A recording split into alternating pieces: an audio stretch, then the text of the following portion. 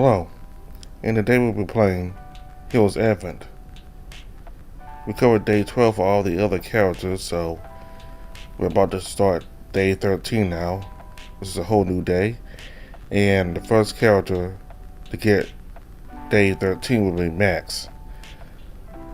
So everybody's about to travel to the Arai tree so they can figure out a way of fixing the crystal, which is the dome that protects the city from exterior forces, especially forces from the evil king.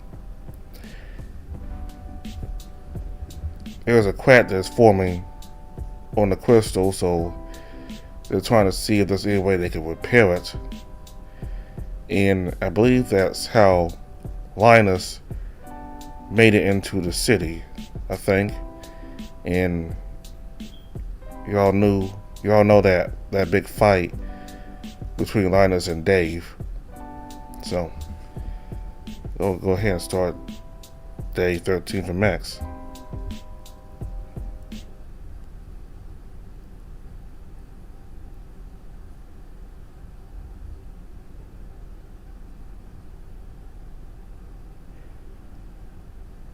When you came to, you realized you were in the void once again.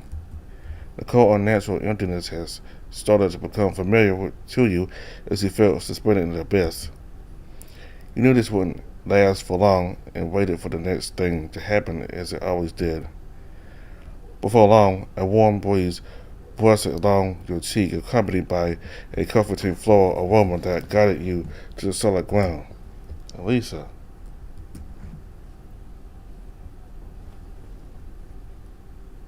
You spoke into the void as it slowly blossomed into the familiar pathway towards a very welcoming homestead. As you arrived outside the cabin, there was a large table near the side window, looking as though it was set up ahead of time for quite a tea party. Even if it seemed to be nighttime. Dave, it is a pleasure to see you. I hope you do not mind my intrusion. Not at all. Are you still at the GC? That's right, it is imperative that I remain nearby to oversee the guardian crystal's mending. Although I've given you my blessings, I still regret not being able to see you off when morning comes. Oh, that's alright, Alisa. Just getting to see you here is more than reassuring. Well, compared to what my other nights tend to be anyway. Yes, a nightmare as well. For now, you are safe here with me. Please, why don't you join me for some tea? Your eyes were drawn to the tea set and the various slices of cake around the table. You still love your tea, huh? Even though I can't really taste it here. She tittered playfully as you approached the table to take your seat across from her. That much is true. It is a little more than a formality, however. With all the commotion between the crystals could distant your newly awakened powers in an active threat to our hearth and home. There is little time to enjoy a cup of tea with good company. Come waver toward the end as the weight of her disappointment were communicated directly to you. I understand, ma'am. Every day does feel like it's just a rush. I've had fun, of course, but it would be nice to be able to slow down a bit. Slow down? You're much too young to be considering such things, wouldn't you say? But well, when life is a hurricane, you do learn to appreciate the calm before the storm.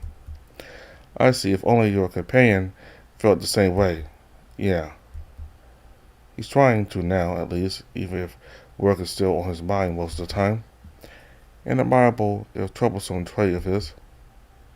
She agreed with motherly disappointment in her tone. So, can you not summon them like you can me? I could, but that can become quite perplexing for them. They cannot comprehend what they see here. Only those like you or I can traverse these landscapes with our consciousness intact. That's the same. Out of habit, you reach out to the cup of tea mid-speech, bringing it to your lips as you gingerly took a sip. You were rather taken aback as you could feel the tea go down your throat, though the flavor and temperature were non-existent. So tell me, how has the academy treated you? Have the boys treated you well? Ah, well. You regale her and the brief recap of the last week you had spent with Max, helping them out with their routines, preparations for the festival, the encounter with Linus, and the preparations you had made the day before for the next morning. My, you have been kept busy since arriving. I have been able to enjoy some rest between everything, though, even if it has gotten interrupted by a lot of things. I see. Well, I don't know what your world must have been like, but I'm certain it mustn't have been easy to be somewhere so different. I guess so. It's not that different from our world. Actually, there are a few things that are different, but it's mostly the same. Does this mean you've also lived in a coastal city? No. I lived in a city inland. I see. Did you like the living there with your partner? Partner? Oh, you mean Carl. Jeez, I almost completely forgot about him. It's been almost a month since I've been here. I wonder if he's doing alright. Dave? Oh, sorry, ma'am. Well, I guess so. He did make it a lot easier to live in the city. It's not as friendly as Crystal Close, that's for sure. Was it a hostile environment? No, definitely not hostile. It's just a lot more crowded and people are pretty distant unless you knew them, if you will. Is that so? I suppose having a friend in such a large place was a blessing. It really was. We grew up together ever since we were kids. He's helped me through a lot of tough times. I should thank him for helping you be who you are today. But, well, you can't give him all the credit. The old man at the orphanage did pretty good keeping us in line as kids. Alisa listened intently as he rambled on about life before college, how you daydreamed about exploring the inner city along with the myriad of things you couldn't afford to do. Then all the shenanigans you and Carl used to get up to, how it was when you got your first apartment together after leaving the orphanage. Oh, so you had not lived in the city all your life either? Yeah, we used to live in this little countryside before moving to the city for our education. I see, so life isn't so different out there than it is here. You think so? In what way? Well, I'm not from Crystal Coast, not originally. Huh. Did you have to migrate when the corruption spread? Something to that effect. I lived in the Western Plains before I was summoned to work on the Guardian Crystal. Was it hard for you to adapt to the change? And certainly took some time getting accustomed to the commodities of modernity. Honestly, I still find much more comfort in the countryside or the forest side.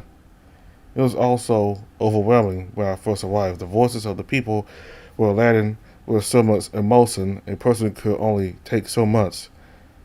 It was the fine young men and women of the guild that helped me get used to life in the city. Their strong wills and sharp minds reassured me that not all was lost. Their determination was very much a welcome calm against the stormy hearts of the people.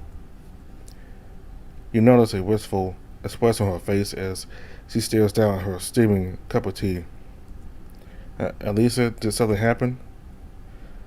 Oh, maybe a thing took place over the course of 20 years, dear. She gave a breathy laugh, lost in reminiscence. An almost sunny radiance emanated from her side of the table like the sunlight on a cold, misty day. There was one full-hearted young man, barely a cadet in the guild's employ when I came. He fancied himself a hero among his peers. I thought were he to face the king's forces, he would surely be killed in battle. And I had never stopped believing that from the day we met to the days he attempted to court me to the day he was taken from me. When the Guardian Crystal was at its most pivotal stage, we were warned that the king's forces were on their way to stop us. The Guaranteers sent their best men, among them was my betrothed. When they returned, more than half of the retinue was lost, but the king's forces had been decimated, buying us enough time to complete the crystal. I didn't even get to see him one last time. It was before I learned I had been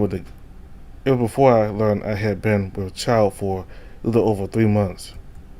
The people were sympathetic, but their sorrow only magnified my pain. I retreated into a quiet corner of the city to raise my child. His name is Pasquale. When he came of age, he followed in his father's footsteps, became a gallantry cadet, and rapidly rising through the ranks. His father would have been so cross. His father would have been so cross to see him complete the training in such a cavalier manner. She paused to release a quivering breath. It was only then that you realized her hands her hands had gripped tightly to the tablecloth. We had made great strides in learning about the king and his powers. Many mercenaries from the guild had gone and returned, not from battles but reconnaissance missions. He was assigned to one such excursion. It took everything within me to beg him not to leave. He reassured me that these missions were much simpler than a simple combat. He vowed he'd return to me, but that was 3 years ago. When he and his team failed to return and their crystal signatures had become unreachable, they had been presumed dead. The people could understand a mother's pain, but there were those who were unkind to my plight. A witch, damned to lose all she held dear. That was the day I could not bear the voices any longer. I left the care of the guardian crystal to ages and fled to the forest. Alisa, please, I need no pity, Dave. I say all this to you so that you be careful. Do not stray from your companions. I would not be able to live with myself if you were lost as well. I'll try to be careful, Alisa. You don't have to worry. I have Max and the others with me. If only things were that simple. That simple. It appears daybreak is upon us. It will be time for you to join your companions. Oh, it's morning already? Listen, Alisa. When we get back, let's have another tea party for real next time. I will hold you to your word, my little hero. And next we meet.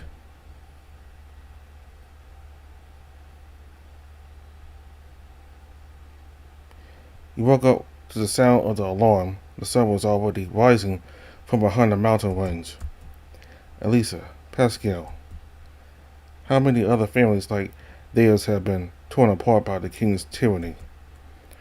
With a soft sigh, you switched off the alarm before hopping off the bed to begin your morning routines, ending with a warm sigh to wash off that somber thought.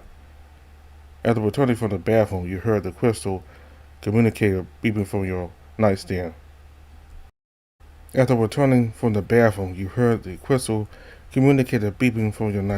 Going over to it, you answered immediately, hearing the static-laced voice on the other end. Hello? Good morning, Dave. Did I wake you up? I don't know, Max. I was just about done getting ready. We're all meeting in the honeysuckle for breakfast before we go. Save us a seat, would you? I'm helping Alex load his gadgets into the carriage right now. Yes, sir. I'll be on my way.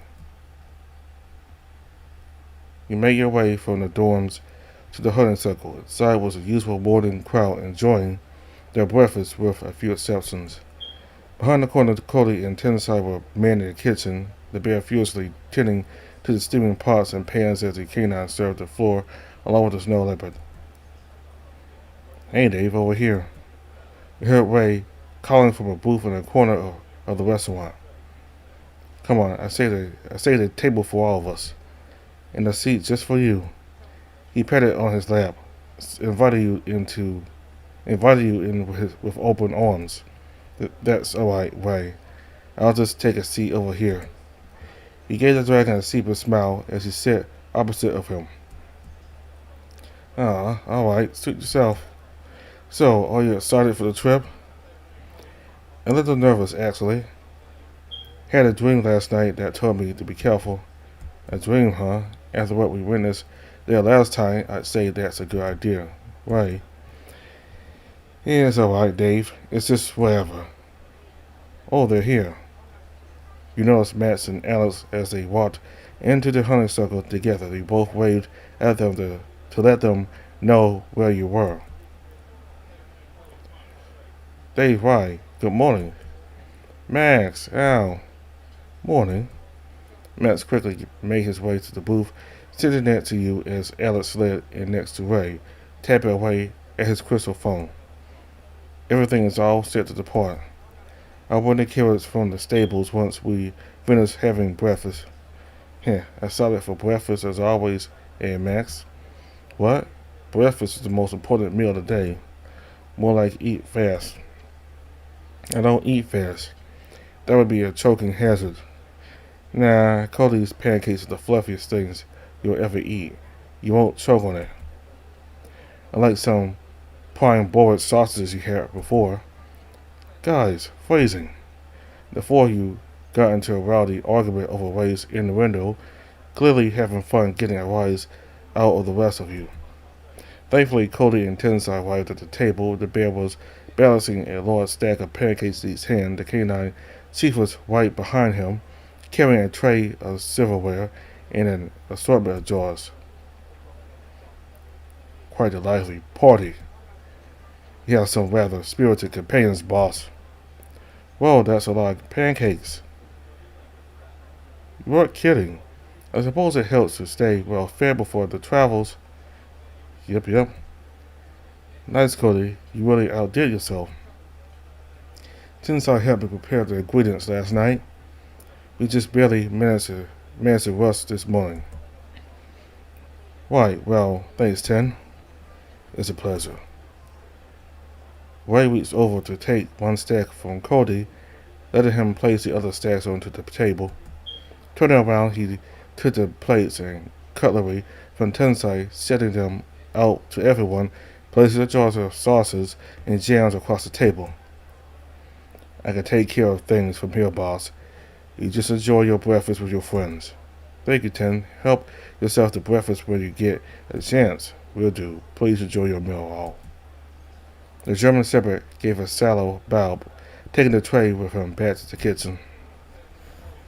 Cody finally joined the group, sitting next to you as he scooted aside to make room for him. All right, these are my favorite marshmallow pancakes. They're extra fluffy and creamy.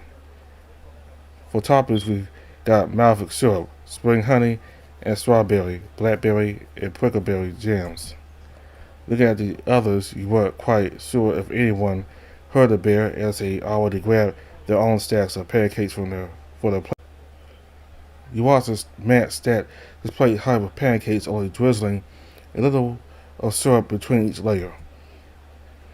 Cody for himself filled the stacks with one of the jams before topping it off with a modest amount of honey, just enough to glaze the whole thing. You took a mouthful of the pancakes that found them surprisingly soft. If it weren't for the taste of bread, you have thought you'd bitten into a marshmallow. Max's light drizzling of syrup prevented it from overpowering the buttery sponge, complementing it in return. Before you knew it, you'd already finished up the entire plate. This was turning out to be a very light yet filling breakfast. It was a shame you didn't dine at the tavern more often, so you thought. Come on, Dave. You need to eat more to keep your strength up. And Canine swapped your empty plate with his stacked one, doing the same process again to match your stack of plates. You sure Dave can eat all that? Honestly, Max, your eyes are bigger than your stomach. Nonsense. We need to stay well fed for the trip ahead. It's alright, Max. We can just share this one. Are you sure? That's barely enough for just a single serving. Probably. Well, in that case, I'll just add a few more so we can share. He did exactly that, throwing a few more layers to the pancake tower before placing the plate between you both to share. Once all of you cleaned your plates, you joined Cody in stacking the plates and cutlery back onto the tray. Max then excused himself outside to get the carrots ready. Alex also followed suit. It was then that the German Shepherd and the Snow Leopard went by to help. Oh, thank you, asked Ten. We're about to leave soon. I mean no offense, sir, but I suppose it's high time everyone got going. We're experiencing another crowd rushing in soon, and this booth could be another group of customers served. Uh, you all look to ask for who quickly gather all the stacks of plate to bring back to the kitchen. You must be in a hurry, I suppose. Indeed, he's been clocking out rather early for this morning shift. Can I trust you to hold the fort yet again, 10? Always, boss. You can leave it to me. Just go ahead with your companions. Thank you. Alright, let's go, guys. Yep. You all joined up with Alex on the field outside while Max was still away preparing the carrots at the stables. You feel a pit in your stomach with anticipation for what already filled to the brim with breakfast. Something wrong, why? Oh, nothing. It's just what they said the other day. And what happened when we were lost at the Akai still bothers me. What they said? Yeah, about the corrupt fertilizer. If they could sneak it into the city, would they have done the same around the base of the Akai? Because of how that serpent slipped into the forest. Aye, like how Linus slipped in. Could they have weakened the Akai in the same way? That precisely is why we're heading out there to examine it in person and see if we can't speed up the GC's healing by studying it. It's alright, right? None of us expected any of this. Thanks, Cody. You heard the heavy footfalls and recognizable growl of the hose as Max directed them to where you were, stopping right in front of the group. Behind the carriage was a second cart covered by a large tarp. You could see the familiar metal and runic tools from Alex's lab underneath. You heard the heavy footsteps and recognizable growl of the hooves as Max directed them to where you were, stopping right in front of the group.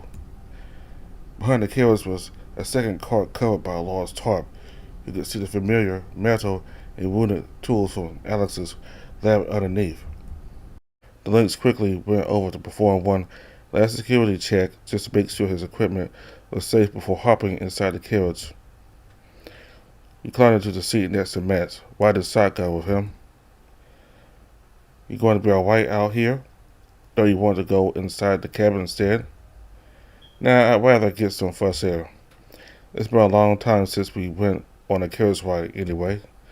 Max gives you a tacit smile, still seemingly unsure about the practicality of your choice, but happy with the company nevertheless. You look back as Ray climbed into the cabin with Alex, while Cody took up the wheel to keep an eye on the adjoining cart as well as anything that might come from behind. Everyone ready? Uh-huh. Everything's secure in the rear. Yep.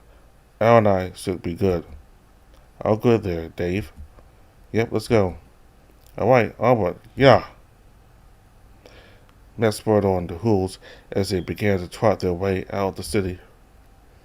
As you rode through the city streets, you saw a few other carriages heading in the opposite direction, carrying what appeared to be furniture and luggage. You wonder if those were the same people planning to leave the city for a place they deemed safe out there, or because they no longer trusted in the guild and Alisa's protection. There were still many shops and stalls still in business, houses with residents dwelling about, but everything felt just a bit quieter, just enough to be noticeable. It did not take long before you exited the city and onto the farmlands on the outer edges of the Crystal Coast. Oop! The carriage jostled lightly as the hoverpads briefly faltered without its crystal stabilizers before falling back on its crystal reserves. Although the road was just as bumpy as it was last time, the trip somehow felt a lot more somber as everyone kept quiet. Perhaps it was because, unlike the first trip, the banter between Max and Ray that you come to expect was no longer there. It must have been an hour or so into the ride. The intensity in the atmosphere made it hard to keep track of time. Maybe that was why you hadn't noticed a low humming from behind you. The comforting droning of the hum lured you in as the words Max began to mutter beside you blended seamlessly into it. You couldn't help but try to match their chorus as the checkpoint slowly came into view over the hill. As they arrived at the checkpoint, the guys wasted no time dismounting the cart from the carriage while Max guided the hooves toward the checkmate stable. Ray, on the other hand, headed straight into the office to get the permit validated before you all could head further in. You carried the tune well, Dave. Oh, you heard me? That's really hard. Not really heard, no. I could just feel your vibe with us. Shit. I don't see why you three insisted on singing that old Martin Candace. What do you mean, Alex? You were singing along as well. What? I did no such thing. It was nice. Kind of reminds me of when we used to sing in the car on our way back from the conventions. The two gave you odd looks as they take in what you said. A car, you say? Is that like your phone? The Lynx looked at you somewhat starry-eyed and expectantly to get a head start on another invention. Cody, for his part, seemed wide-eyed and concerned. Conventions? You were summoned to participate in conventions? Oh no, I wasn't summoned to it. I went willingly. Before you could clarify what you were talking about, Ray and Max returned with your permits in hand. They each took one of the straps meant to attach to the hooves harnesses before pulling the cart along. You stepped out of its way as it jostled lightly upon crossing the threshold into the forest. Alex, however, refused to give up the chase for his curiosity and pressed you on the topic some more. And what of that car you mentioned? What sort of vehicle is it? You were unsure whether to answer the links in earnest or just make something up for the sake of it. Yet already you've let it slip of the various concerts I've been to during those conventions which by then even Ray had grown curious. Oh, now I want to hear what kind of music you used to sing to. Maybe we can hit up a band when we get back. And you said the convention was like our festival, right? You didn't elaborate on that. Guys, don't bother Dave like that if he doesn't want to answer those questions. Max, on the other hand, scolded from the front, still focused on guiding the group with Ray. It's alright. I've actually been thinking about where I came from recently.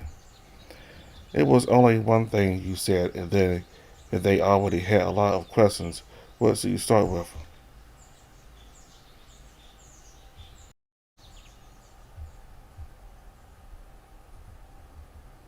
You began mentioning in brief about the car, the conventions and music you used to listen to your time in college.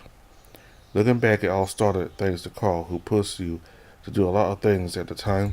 You joked that Carl would have loved to go on this adventure with everyone here. A rather wistful thought, seeing how he'd long fallen out of the community months prior, though even he would have gotten quite a kick out of seeing actual furries in action. You made sure not to blurt that last thought out loud, needless to say. All of a sudden, you heard the cart stop as Max approached you. Flustered, you thought yourself having done something wrong before he rested a hand on your shoulder. With a heavy sigh, he reassured you that once the king had been dealt with, he vowed to find a way for you to reunite with Carl, or at the very least, meet with him if at all possible. You could only thank him, not really knowing where he got that idea from, nor what to say in return. You fell silent afterwards as you all resumed your hike through the woods.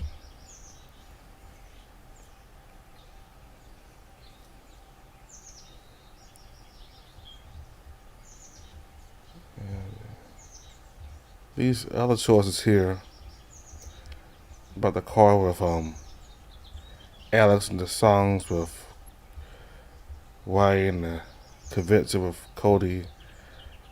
I'll do these on their individual routes. But I'm just gonna stop talking for now. You decided to not elaborate any further, to which the others promptly left you be as soon as they got the hint.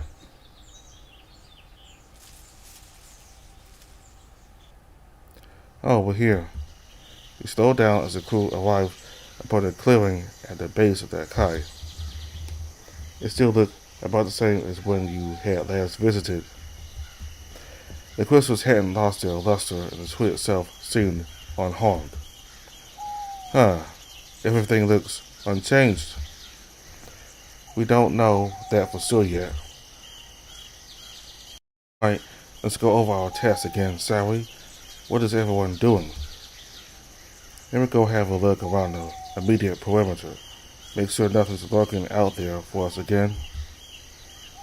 I need to set up the ACN around the tree's base. The sooner they're in place, the quicker we can get our results.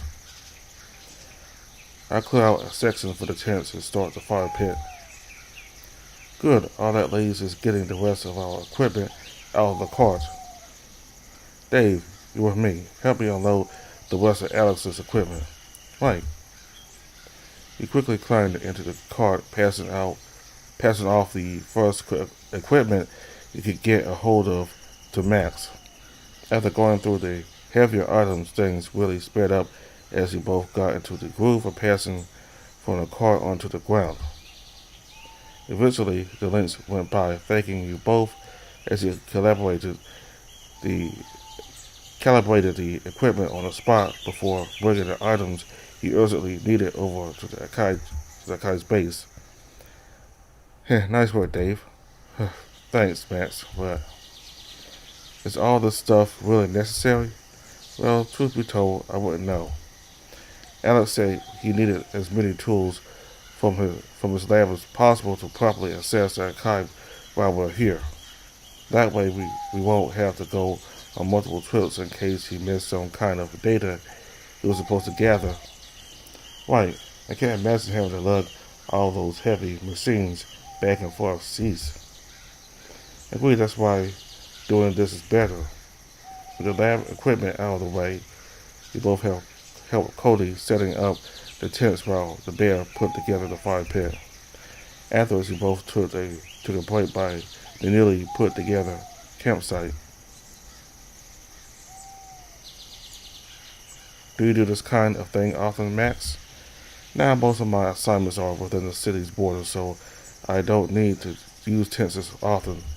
But sometimes I like to put up a tent and sleep on the guild training grounds during winter. Doesn't it get really cold? Oh, wait. That's right. The cold doesn't bother me anyway. Plus, the stars look the best in winter. She looked up with a smile before it quickly turned a disappointed frown. Well, I'm saying we won't be able to see much with Akai's canopy straight above us.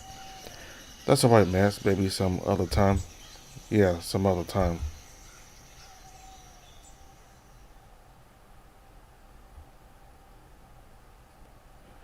Lunch is ready, everyone. You heard Cody call out from the campsite. Yeah, alright. Let's start for now, Dave. You and Max dropped what you were doing and gathered around the fire pit. Just like him, you were also feeling hungry despite the hearty breakfast you had. You took a seat on one of the crates that used to house Alex's equipment while Max and Alex sat nearby. As Ray returned from his surveillance and sat down close by, Cody began serving you all lunch. You looked down at the hardwood bowl Cody passed to you, and you felt perplexed. Inside seemed to be a goopy, stringy, chunky mass of pale broth. You pulled at it cautiously with a spoon, while Alex seemed to have no problem slurping the soup dutifully.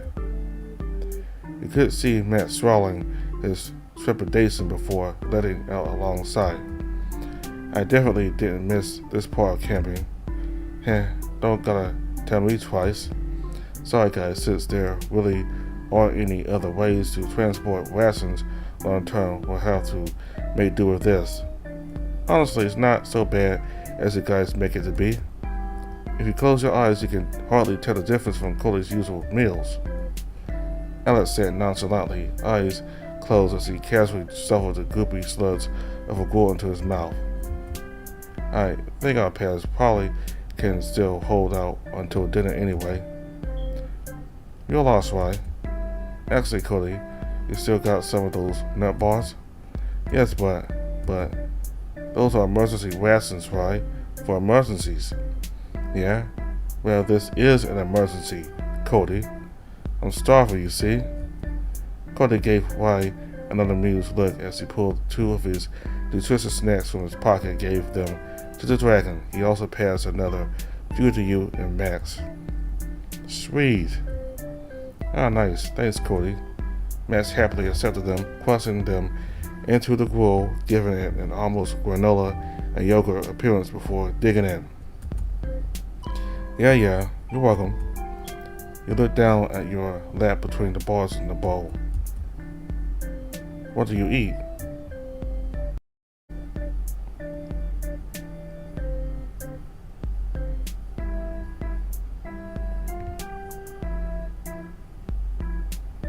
He gave the bowl a cautious shake, even tilting it as you watch the gruel sticking to the sides. The more you play with it, the more it resembled the homemade glue you used in arts and crafts before. You started thinking back to the horror you went through that was a special. Not wanting a repeat of choking down on some weird substances, you laid the bowl down and instead ate the filled rations given by Cody. Despite only being 2 bars, you felt satisfied and somewhat energized, though maybe that was the hint of honey you tasted it in. Pretty good, ain't it? Cody can make the best meals. Since that they just don't keep well for long most of the time. Yeah, it doesn't taste bad, it just feels bad to have in my mouth.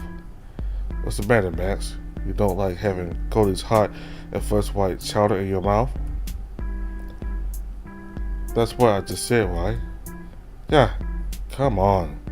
Help me out here, Dave. You're right, Ray. The bars really do taste good. Dave, not you too.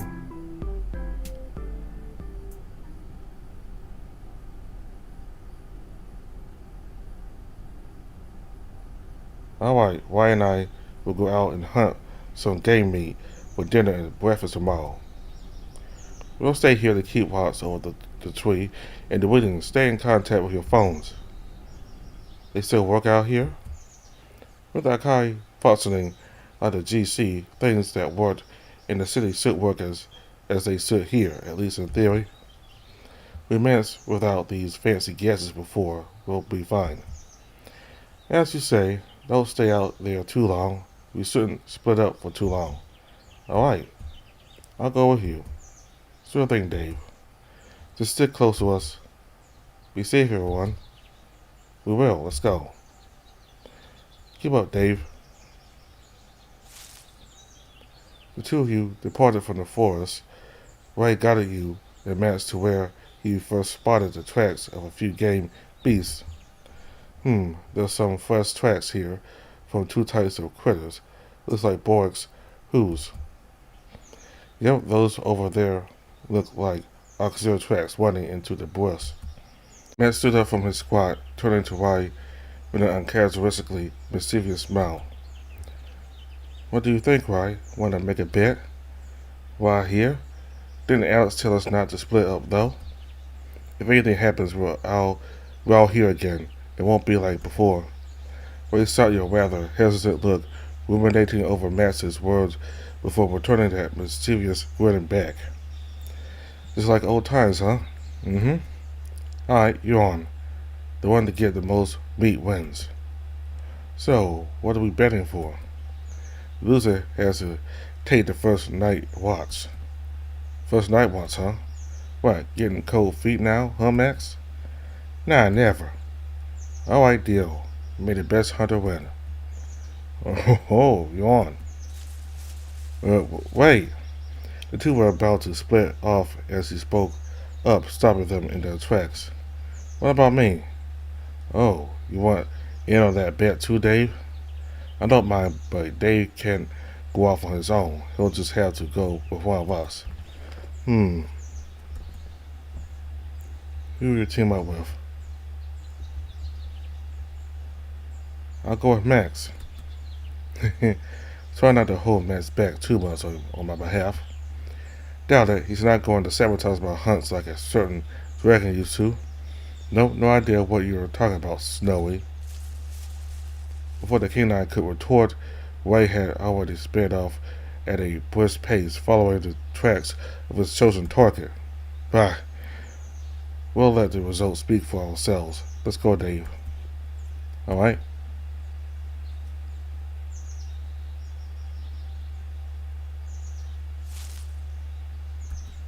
So, anything I should know about Borges' backs? After making sure everything was still quiet, he began whispering to you. Borges are aggressive animals. It's usually best to sneak up on them when they're scavenging for food. They mostly detect their predators through scent, so we can mask our scents by using food. For his pack, Max handed you a small cloth wrapped packet. Opening it up out of curiosity, your nose was immediately assaulted by a potent smell of earthy musk. Well, don't open that now. Let's cover your hands with his own, tying up the packet to how it was before. That's the bait I made to distract him. Don't open it all at once. You'll have the Borgs running at you at full speed like that. Sorry. You get the packet back to Max immediately, wiping your hands off with your clothes. Huh, you're fine, Dave. Just move the pellets out of the small opening at the top, and you should be good to go. Let's keep moving. Okay? Slow down here. We're getting close. Max crouched beneath the tall grass, gesturing for you to follow suit behind him. The tracks are freshest here. Move slowly. We shouldn't alarm it that way. You watched as Max began to duck walk through the grass. You then got down to your knees, crawling closely behind. The peaceful silence at the forest of the forest gained a new sound as you heard the snorting and whining of a porcine-like creature. Peeking through the grass, you see a large, hairy boar with a curled tusk. You seen the one Max had hunted back at Alisa's forest, but it looked far more imposing when it was still alive. Alright, Dave, this is how we're going to do this. I will get into position while you run interference. With me? I have to get its attention? Yes. Can't we just ambush it from here? You peek through the grass again. The board seemed to be sniffing the board seemed to be sniffing the tree in front of it before backing off. It looks distracted enough. That's why we've been keeping quiet for so far. But taking it down isn't so simple, Dave. Board's hide is very tough. Even with a crossbow, you won't be able to fell it in one shot. What about when you destroyed that nether snake thing? Max shook his head as he kept an eye on the critter. My ice magic isn't recommended for hunting. It causes the meat to freeze over and become inedible. So you can only use normal weapons to preserve the meat? That's the plan. Like I said, I need to get into a proper sniping position. Just lure the Borgs into my line of sight, and I'll time my shot accordingly. He handed you the packet of bait again. How do I use this thing again? I told you, use the small opening at the top to get the pellets out. If it gets too close, hold your breath and stand still. It can smell you, but if you minimize your scent, it'll focus on the bait instead. Right, you be. I'll try to quarter it on the other side. Just do your best to keep it around this area.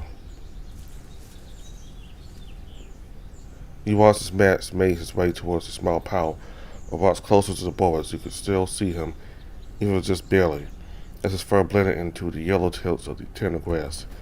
After a moment, he gave you the signal to move forward. You nodded with trepidation as you silently moved closer through the grass.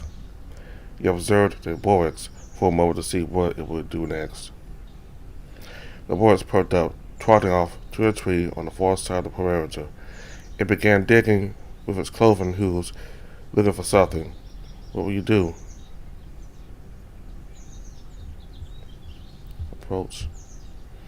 You moved closely to avoid giving your position away.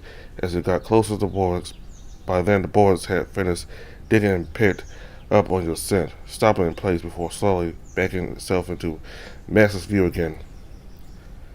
You observed the boards for a moment to see what it would do next.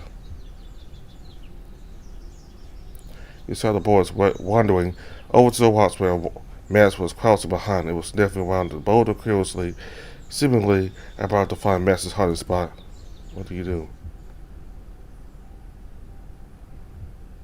You took a small piece of bait and threw it to the center of the perimeter. The boards heard this and came to investigate, sniffing out the morsel and stayed within view. You observed the boards for a moment to see what it would do next. The boards seemed to idle in place, lying in the grass, sunbathing. You saw Max motion to you to get it moving again. You took a piece of bait and rolled it right in front of the boards' face. The aroma stirred it from its slumber. The moment it hit its tusks, it lapped up the morsel before getting back on all fours, looking for morsels. With the bait properly distributed in the immediate area, the boards kept itself contained to the points you had thrown the bait to. The porcine creature soon delighted as it followed the snout to nibble on the aromatic bait. You were certain thrilled by it, almost as if you were watching a nature documentary. Before constant squelch shot you back into focus as the creature got flung to the side. Well, expert handling, Dave. Let's get this thing dressed down before we take it back to the campsite. Shouldn't we just bring it back there? Normally we would, but the smell of death will attract scavengers and other predators. It's best if we do it here. Besides, if we're lucky, we'll find bouillon truffles in its gut. Bouillon truffles? Wait, in its guts? Yep, that's where they taste the best. Max took out a hunting knife as he began to carve into the boar's stomach.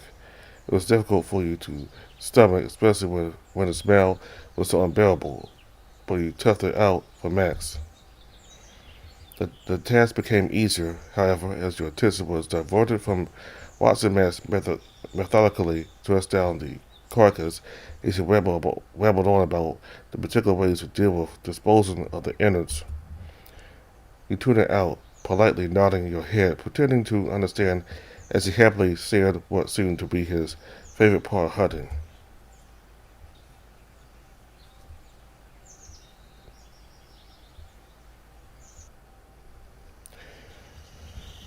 When the carcass properly gutted and tied up in twine mats, hoisted your cats of the day over his shoulder as you both made way back to the campsite. There had been no truffles in the boards' digestive tract, much of Max's lament, even more so to your relief.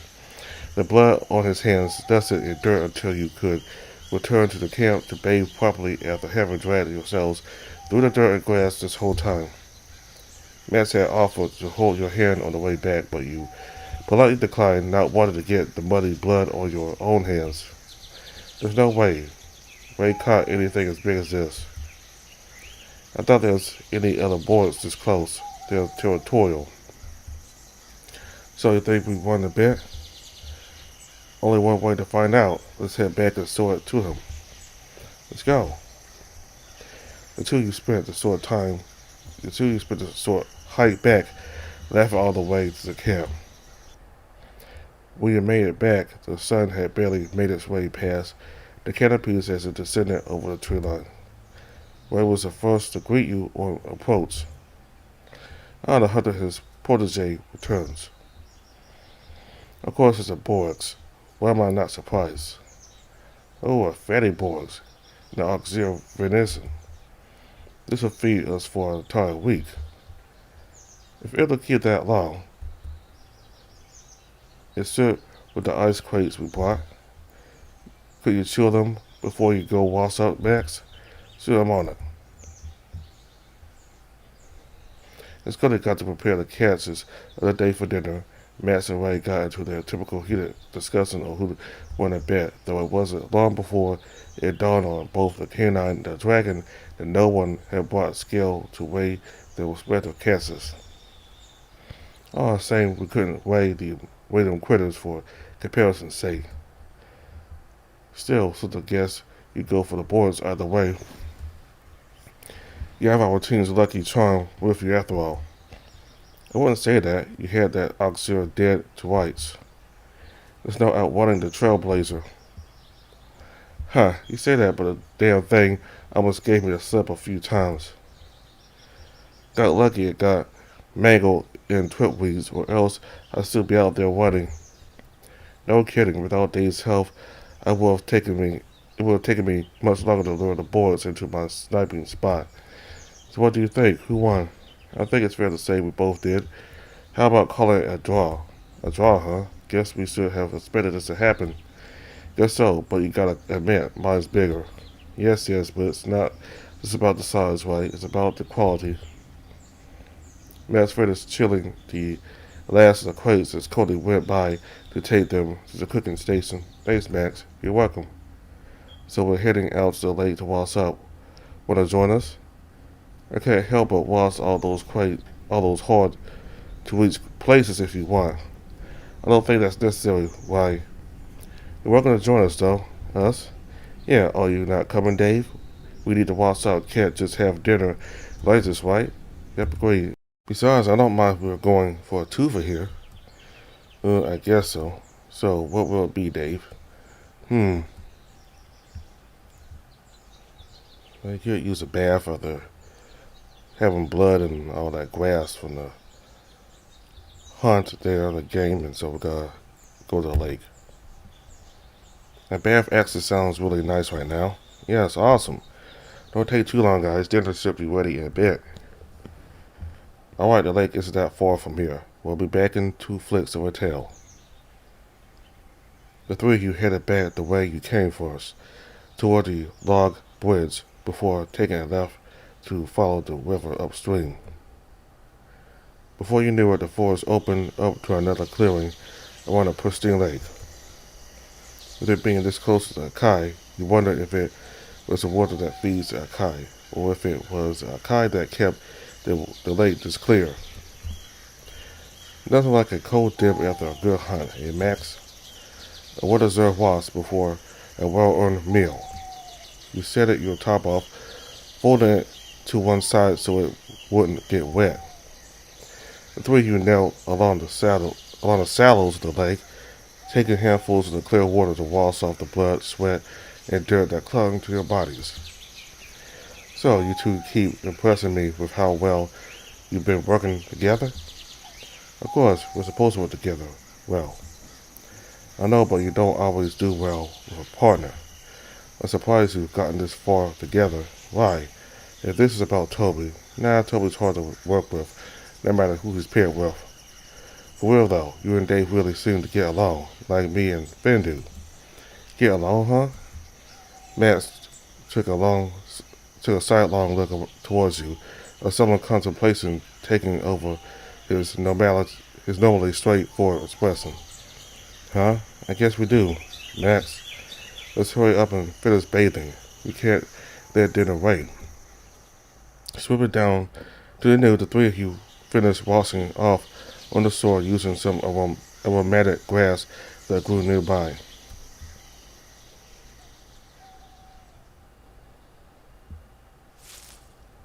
As you got back to the camp, you found that only Cody was present as he sat by the fire pit, keeping watch over the cooking pot next to him. Oh, welcome back. You guys are quick. Sorry, Cody. We're out of luck. Couldn't get a three-way going. Right, phrasing. Yeah, nothing like that happened, of course. Unless, what are you guys talking about? Nothing, Matt, nothing. Alright. Where's Alex? Oh, he's in the tent getting some rest for now. Must be time for research at Akai. No doubt. Al's got a person for overworking himself. Yeah. So since you guys came back early, dinner's not quite ready yet. Not at least for an hour. Not at least for half an hour. Oh well, no harm done. Just a little more time to kill before then. Yeah, Al will probably wake up by then anyway. Uh-huh. Guess it'll. Guess I'll take a snooze until dinner's ready. You guys better wind down too. Been a long day and all. That's a good idea. I think I know exactly where I want to go. Take a break. Ray gave Max a quizzical stare for a moment, but only shrugged as he walked off towards his tent to rest as well. What about? What do you mean by that? Aren't we gonna rest at the tent? No. I guess you want me to come with you, huh? Max nodded, gesturing forward as he walked past the campsite towards the base of the kite tree. As you reached the base, you sensed a low throbbing in your ears as you passed by the measuring devices Alex set up. It sounded not too different to the golden crystal when you first approached it. The thrum was gentle, almost melodic, yet so distracted that you didn't realize Max had stopped in front of you until you crashed against his back. Oof. No need to push, Dave. The tree isn't going anywhere. Huh?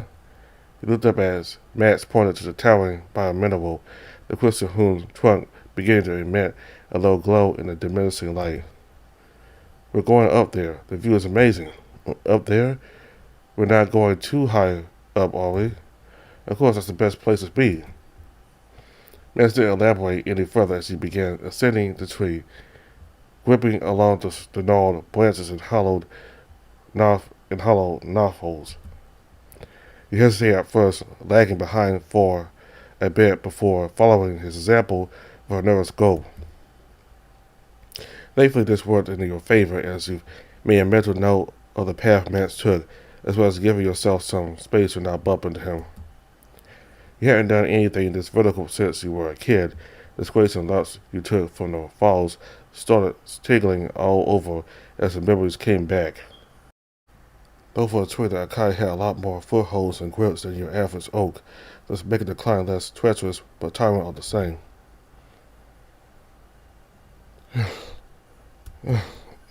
Is it that much farther, Max? Just a little more, Dave. Are you feeling tired? Yeah, is it alright if we just stop here? Whoa.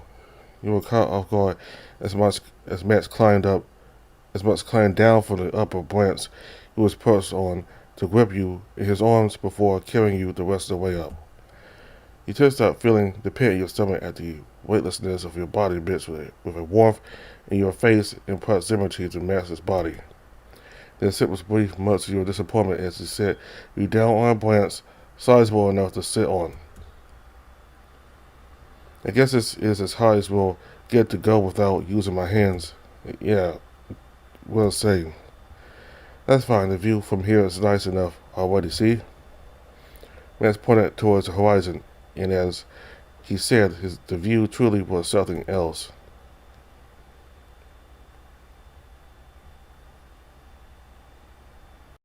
Your eyes utterly trailed over the horizon, taking the vastly expanded view. Somewhere along the line, you were reminded about just how up you had to go to enjoy it, and the thought immediately makes you uneasy. You last on 2 minutes to anchor your balance. You noticed your hands on his tunic and immediately grabbed an arm protectively around your waist to reassure you. Don't look down, it'll make you dizzy. Look out to the distance, see, there's Crystal Coast. He nudged you closer, worried that you might panic anyway, as he used his free hand to point eastward. You could hardly make out the dim speckled lights of the city under the formidable glow of the GC. A brief thought crossed your mind as you shuddered. A question, a what if, a glimpse of the horror that would befall the city should the GC one day go dark completely. You shook your head, dismissing the thought as implausible, though it would left you rather somber after the fact. The city feels a lot bigger when you're inside, but when you're this high up, it all looks so tiny.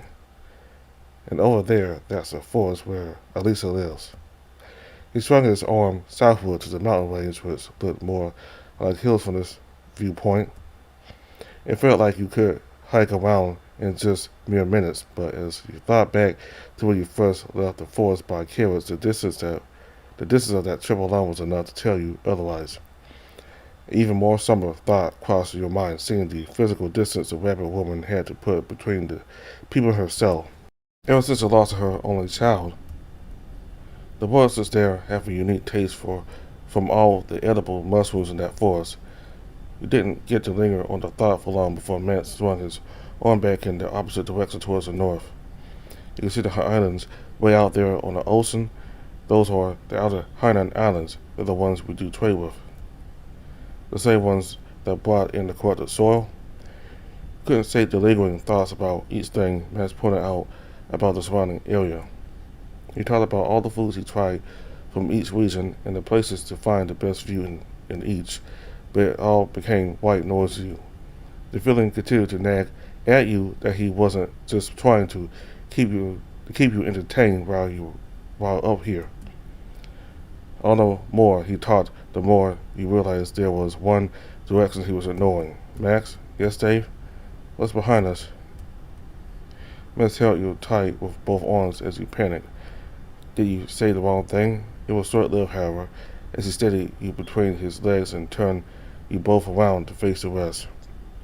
Raising his hand in the direction of the dark purple masma, he pointed to a single glimmer hidden within it. What is that? That's what's left of Palara, the old capital, now deep within the king's domain. You followed along Max's arm to the distance as the land was ravaged not by war but consumption.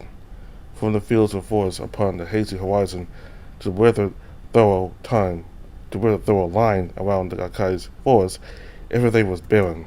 At that moment, images of over-harvested landscapes and rapid deforestation from your history textbooks came alive before your eyes, though at a much larger scale. Max lowered his arm back down to hold you to his chest, his head resting on yours. That's where my brother is. To this day, he hasn't come back yet. I wonder if he can see us all the way from over there. We used to climb the trees around Crystal Coast to find each other. To find each other? That's something we always say among ourselves. That if we couldn't find each other, we just need to climb the highest thing you could find. Felix.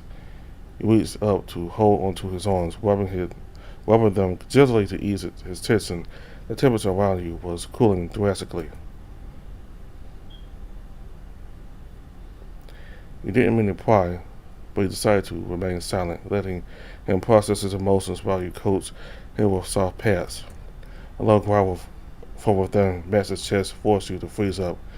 Max, we made a promise to always be together. Why hasn't he? It took a few moments for Max to recompose himself between stuttering breaths, visibly trying to choke back his tears. My brother, Felix. When they planned on the expedition to infiltrate the king's front line, Felix offered to go with him. I told him he didn't have to volunteer for the war. I was already doing well enough in the guild that he didn't need to enlist. But he said he wanted to show me how much stronger he was, that he didn't need his big brother following him around all the time. That was 3 years ago. No one's heard from that deployment ever since. And the guild refuses to send out any troops on a rescue mission. You heard as Max grit his teeth at that last line. Is that why you wanted to win the contest to prove to everyone that you could lead a rescue team into the king's territory for him? Max stifled in a moment and just as quickly softened, the fences pierced by a simple question. It wasn't just a contest. I wanted to keep the city safe for when he returned. It's always been for Felix. He's the only blood family I have. I'm sorry if this isn't the right time. But, well, you never mentioned your parents, did they?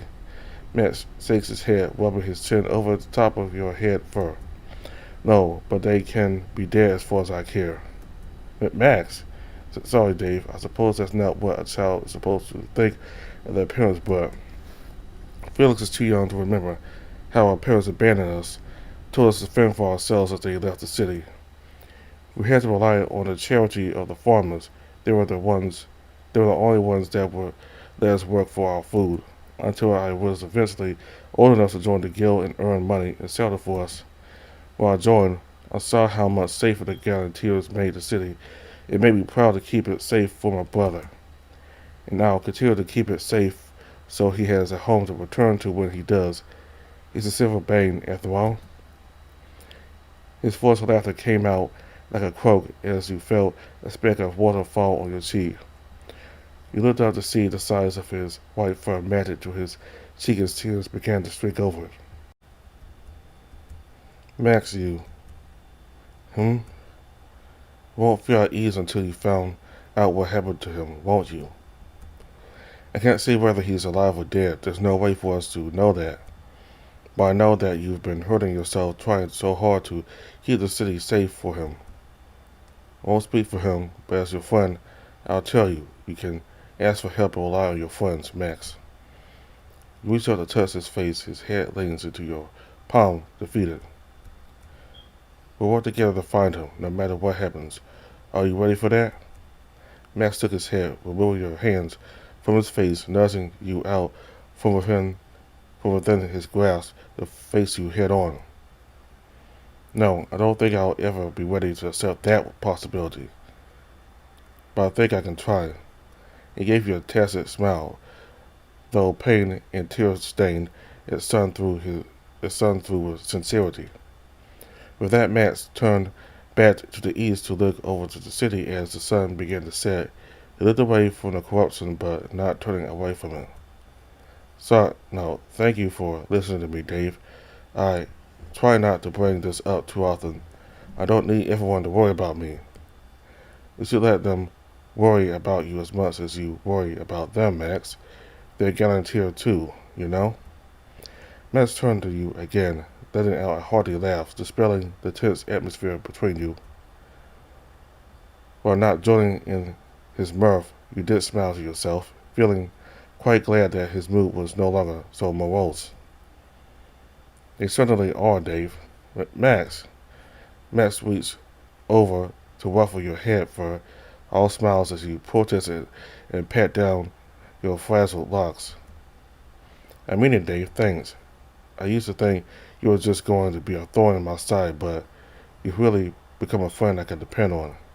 Of course, Max, I'm glad we're finally understanding each other.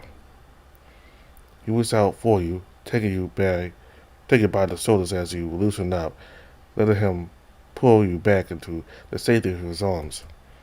He pulled you close, but stopped short as he leaned down to press his lips to your forehead. Your cheeks were already hot from the gesture. You expected him to draw back immediately. Instead, he lingered there, holding you in his grasp as he indulged in your presence.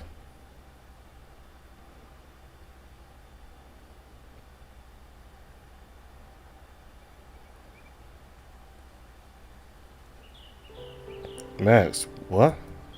Dave, I promise. I promise I won't let anything happen to you. Is that okay? Max.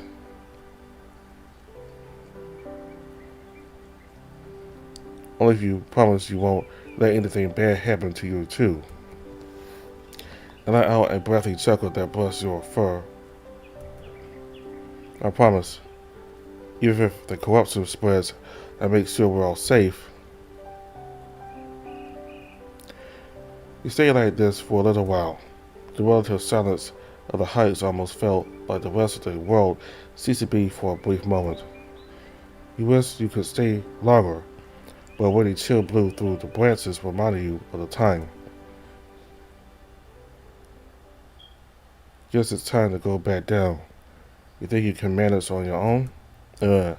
Instinctively, you took a peek down the leaf of the tree. The way down was obvious, but that didn't make it any less frightening. Could you help me down instead? Max gave a good-natured laugh, picking you up and easing you down to the first branch beneath. Sure, Dave. You can always ask for my help. Thank you. It took a while to get back down from the tree. Thankfully, once you've gotten a good way along the trunk, you managed to climb the rest of the way down. You could always see the figures of Cody, Alice, and Ray sitting around the fire. Jumping off the roots, you both quickly sprinted to the campfire to join them for dinner.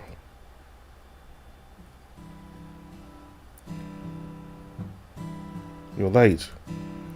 The food wouldn't have gone cold, but we've been waiting for you. Easy, Cody. Even if it's a little overcooked, I'm sure the curry will taste just fine. Can we please just eat already? I can only eat so many nutrient bars before I get sick of it. You could have started without us. You didn't have to starve on our account. Well, I did tell them that, but it's not a party if we're not eating together, right? And Alice kept saying he'd check on his calibration until you got back. Because I had to make sure the machine is working. We can't waste more time than necessary. Cody leaned closer to mutter something to you.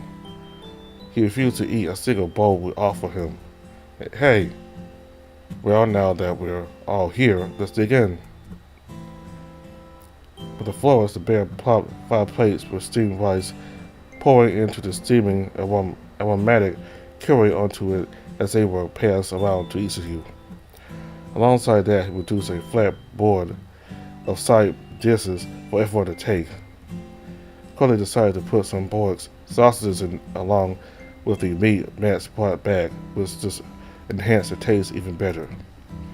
This was looking to be quite the hearty and filling meal after all. Just like that morning, the group ate between bouts of rowdy behavior amongst themselves.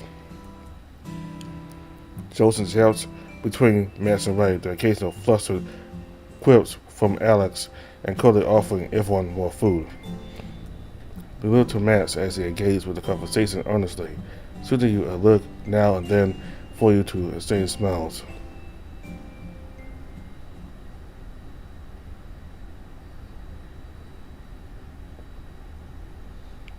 Most of the food was thankfully finished off by the time you all were done. Alex was the first to retreat to his tent once again, while Cody was busy washing out the plates, cutlery, and pans with the water he collected earlier in the day. The 3 of you were still resting by the fire. The dragon stood up all of a sudden. Going somewhere? Yep, I'll take the first watch. You don't? Matt shot you a look before correcting himself. Alright, get me when you start feeling the first bit tired, though. Yes, sir. Ray mockingly saluted Max before turning to begin his patrol. I guess we should rest after that climb. Yeah. Good night, Dave. See you in the morning. Good night, Max. With that, you split up, going to your respective tents, closing the flats, and settling into your sleeping bag. So that's why Max is always so laser focused on working for the guild, because his brother. Is that why he acts so strangely about everything else too? Max. With a sigh, you rested your head, feeling the weight of your body leaning into the sleeping bag. Despite this day being quite mundane, there was still so much that went down. But then sleep overtook you easily as you dozed off into the nothingness once more. To be continued. So it looks like both Alisa and Max have the same issue. Both of their relatives went to the front lines to fight the evil king, his forces, and they never returned.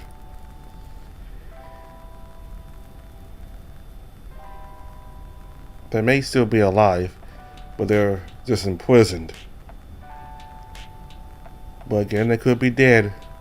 That's a possibility. Let's hope that isn't the case. So, it's the reason why Alisa moved out to the forest, away from the Crystal Coast city.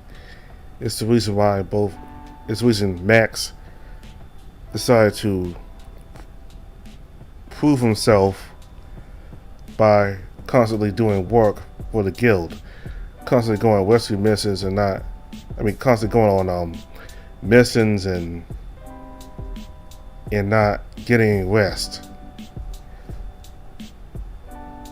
he always felt like he had to do everything, and that he never gave himself any rest. And he did that to prove himself that he could lead a rescue mission to save his brother and the other people who did not come back. And the fact that the guild decided not to send a rescue mission out there, that made Max angry. So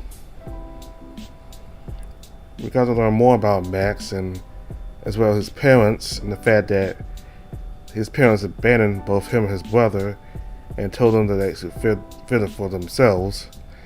And he was very angry about his parents to the point where he said that he doesn't care about them being dead or something like that. Now, maybe, like Max said, maybe what he said wasn't nice, but I mean, you can't help but feel that way when your parents just decide not to. When your parents just decide to abandon you like that, like, you know, parents are supposed to protect their children and guide them. So when they decide to just throw that all away and just forsake their responsibilities, just so their lives can be peaceful, that really angered Max. I mean, they still taking care of both of them. I mean, the fact that taking care of them makes it inconvenient for them doesn't make it okay for them to abandon them. So I understand how Max is feeling about his parents.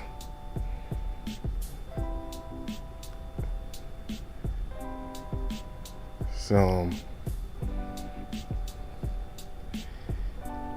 other than Max and Alisa, things went okay in their time at the Arai tree. I mean, Alex got to work, set up his equipment to study the Arai tree. Cody did a lot of cooking, and Max and Ray did some hunting, and Dave helped with them, and their hunting allowed Cody to make a very delicious food, because the meat from the borax made the other food that Cody had taste even better. So everybody performed their roles, and in the end, everybody's roles made everything easier. Everything. I mean, everybody did their part, and in doing so, they helped everybody out. They helped each and every one of them out. So, what I mean. Anyway.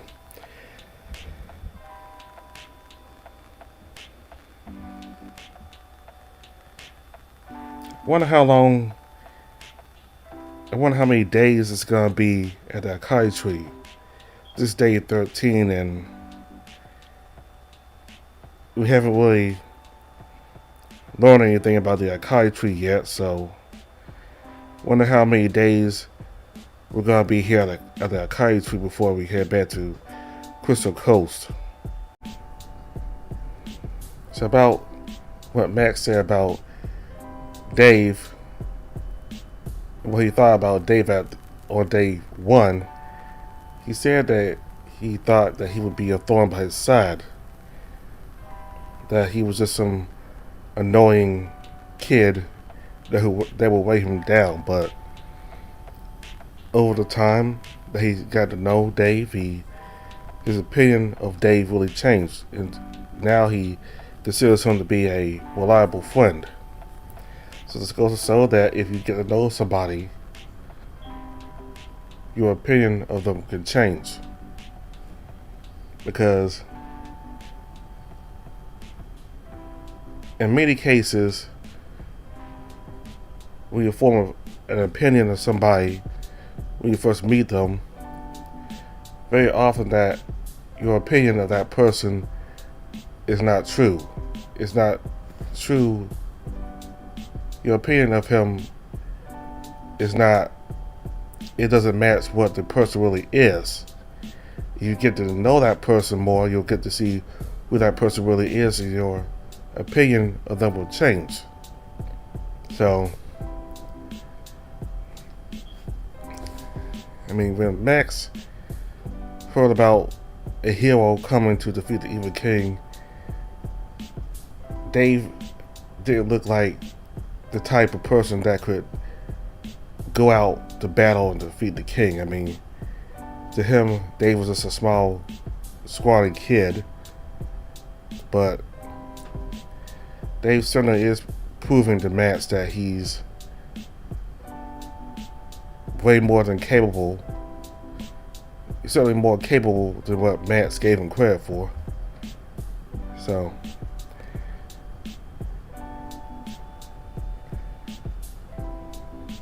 So that's day 13 for Max. When the next character gets a day 13, well, I'll cover it and I'll have a video of that out. So thank you all very much for watching. Bye.